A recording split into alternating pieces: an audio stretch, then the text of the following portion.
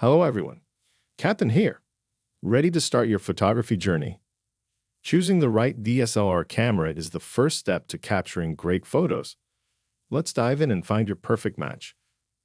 How to choose the right DSLR camera for beginners. It's all about finding the perfect balance between features and ease of use.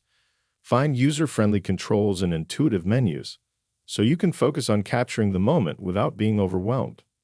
Image quality is important. Check the resolution and sensor size to make sure your photos come to life clearly. Portability is key for beginners. Choose a camera that's easy to carry, so you never miss a shot. For action shots and fast-moving subjects, look for a DSLR with high-speed continuous shooting capabilities. Modern DSLRs offer more creative control. Explore manual settings and unleash your creativity. So, there you have it. Choosing the right DSLR camera for beginners is all about finding the perfect match for your needs and style. Ready to start your photography journey? Don't wait. Preserve your memories with the best DSLR camera for you. Remember, every shot counts. Subscribe to our channel for more photography tips and tricks. Hit that subscribe button and let's capture life's moments together. Thanks for watching. Peace out.